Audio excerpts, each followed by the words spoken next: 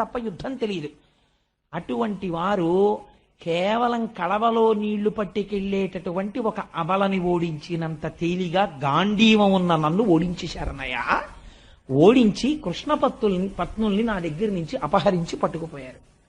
అన్నయ్య, నాకు ఒకటి అర్థం కాలేదు. ఈ గాంధీవమే కదా నేను అప్పుడు పట్టుకున్నది, ఈ రథమే కదా నేను ఎక్కింది, ఈ చేతులే కదా బాణాలు వేసింది. ఆనాడు 18 అక్షౌహిణీల సైన్యాన్ని చీల్చి చెండాడనే ఆ కృష్ణుడు ఎదర లేడి వాళ్ళ సారథ్యంలో. ఎత్ర యోగేశ్వర కృష్ణో ఎత్ర పార్థో ధనుర్ధర తత్ర శ్రీ విజయోభూతి ధ్రువా నీతిర్మతిర్మమ. ఏ నాడు నీ జీవన రథంలోంచి కృష్ణుడిని దింపేశావో అప్పటి నుంచి నీకు ఓటమి ప్రారంభం. ఎంతకాలం కృష్ణుడు నడిపిస్తున్నాడని నువ్వు నమ్ముతున్నావో అంతకాలం నీకు విజయ పరంపరే. ఇవాళ లేడన్నయ్యా కృష్ణుడు. ఆనాడు ద్రౌపదీదేవి స్వయంవరంలో నేను బాణాన్ని గురిపెట్టి కదులుతున్న చేపని కొట్టానా? ఖాండవ వనాన్ని దహించడానికి ఆగ్నేయాస్త్రాన్ని ప్రయోగించానా?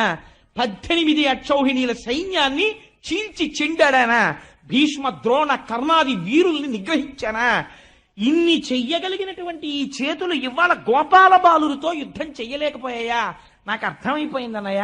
ఎప్పుడు కృష్ణుడు వెళ్ళిపోయాడో ఆనాడే మన జీవములు వెళ్ళిపోయాయి. ఇవాళ మనం ఉన్నది జీవచ్ఛవాలం ఉన్నామంతే అన్నయ్య అన్నాడు.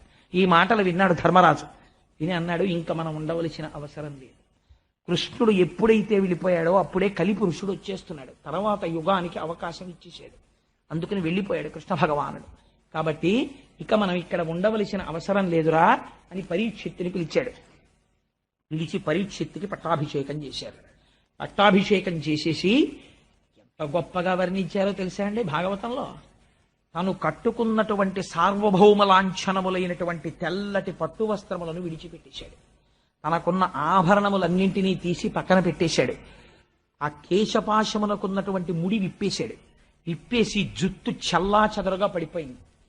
ఆ పెట్టుకున్నటువంటి బొట్టు కాని తిలకము కాని ఏమీ లేవు. ఒక పిచ్చివాడో, ఒక ఉన్మాదో, ఒక రోగగ్రస్తుడో, ఒక పిశాచము ఆవహించిన వాడో, ఒక భూతమో తిరిగినట్టుగా అయిపోయాడు. అయిపోయి ఒక మానసిక హోమము చేశాడు అన్నారు. అది పైకి చేయలేదు, మానసికం. ఎంత గొప్పగా చేశాడో తెలుసా అండి. ఇంద్రియములన్నింటినీ తీసుకెళ్లి మనస్సులో పెట్టాడు. మనస్సుని తీసుకెళ్లి ప్రాణవాయువునందు పెట్టాడు. ప్రాణవాయువుని తీసుకెళ్లి అపానమనబడేటటువంటి మృత్యువాయువునందు పెట్టాడు. ఆ అపానమును తీసుకెళ్లి మృత్యుస్థానమైన శరీరమునందు పెట్టాడు. అంటే ఇప్పుడు ఈ శరీరము పడిపోవడానికి కావలసినటువంటి స్థితిని తీసుకొచ్చేసాడు. తీసుకొచ్చేసి దీన్ని ఒక రకమైన సన్యాసమే అంటారు శాస్త్రంలో. ఇహ తాను మాట్లాడడు, ఇంకా తను ప్రతిస్పందించాడు. అన్నిటినీ విడిచిపెట్టి జడుడిలా, పిశాచగ్రస్తుడిలా జుత్తు విరబోసుకుని మౌనంగా ఎవ్వరితో మాట్లాడకుండా ఉత్తర దిక్కుకు తిరిగి వెళ్ళిపోతున్నాడు.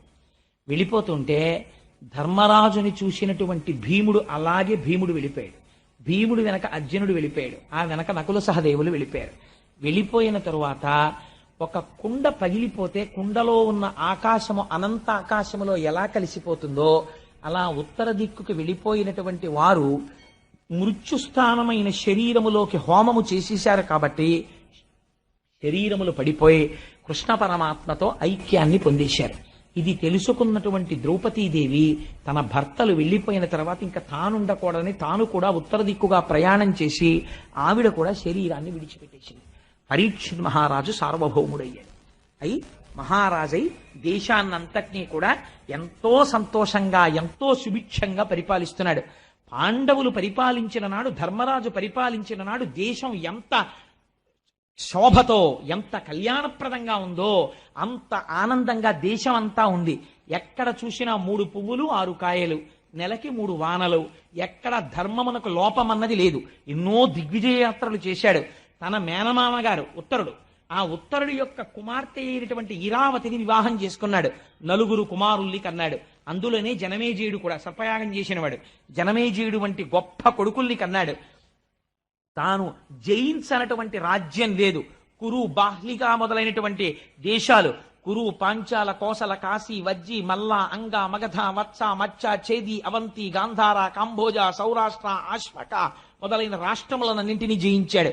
జయించి ఏకఛత్రాధిపత్యంగా విశాలమైనటువంటి సామ్రాజ్యాన్ని తన యొక్క ఆ పతాకపు ఛాయలలో అత్యంత సంతోషంగా పరిపాలన చేస్తున్నాడు.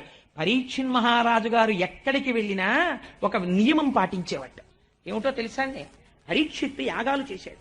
పరీక్షిత్తు యాగం చేసినప్పుడు అందరూ వచ్చి కూర్చునేవారు. ఎందుకో తెలుసా అండి?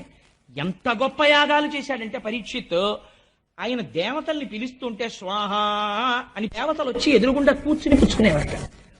యాగం చెయ్యని వాళ్ళు కూడా యాగశాలలోకి వచ్చి కూర్చుని ఆ దేవతలందరూ వచ్చి కూర్చుని హవిస్సు పుచ్చుకు వెళ్ళడం చూసేవారు. అంత నిష్ఠాగరిష్ఠుడై యాగములు చేశాడు. ఆయన దిగ్విజయయాత్రకి వెడుతుంటే శిబిరము వేసుకుని ఉంటే ఆ ఊళ్ళల్లో ఉన్న జానపదులు వచ్చి చెప్తుండేవారట, మీ మహానుభావ, మీ పెద్ద తండ్రి గారైనటువంటి ధర్మరాజు గారు, తాతగారు, పెద్ద తండ్రి గారు కాదు, అభిమన్యుడు కదా తండ్రి, తాతగారు ధర్మరాజు, మీ పెద్ద తాతగారైనటువంటి ఆ ధర్మరాజు గారు ఇలాగే దిగ్విజయ యాత్రకి వచ్చి కూర్చున్న తరువాత మహానుభావుడు కృష్ణ పరమాత్మ ఏం చేసేవారో తెలుసా? శిబిరంలో పాండవులందరూ నిద్రపోతుంటే తానొక్కడే కత్తి పైకి తీసి పాండవులకు ఆపద వస్తుందేమోనని నిద్రపోతున్న పాండవులకు తెలియకుండా కత్తి పట్టుకుని శిబిరం చుట్టూ తిరుగుతుండేవాడు. కృష్ణుడు అంత రక్షించాడయా మీ తాతల్ని. అదే కృష్ణుడు సారథ్యం చేస్తుంటే పాండవ మధ్యముడైనటువంటి అర్జునుడు ఒక్కొక్కసారి పిలవడం కోసమని తన పాదంతో డొక్కలో ఇలా తన్నాడు. తంతే వెనక్కి తిరిగి చూసి, ఫల్గుణ, ఏ రథం ఎటు తిప్పాలి అని అడిగేవాడు. అర్జునుణ్ణి పిలిచి బావా అని హాస్యం ఆడేవాడు. కాళహస్తీశ్వర శతకంలో ధూర్జటి పొంగిపోతాడు. నే నిరూపముగా తలంతు మదిలో నిరూపమోకాలో. ఎంత ఆదరించాడండి నిజంగా పాండవుల్ని. మహాశివరాత్రి నాడు అర్జునుడు గబగబా పరిగెడుతున్నాడు పాలచెం పట్టుకుని.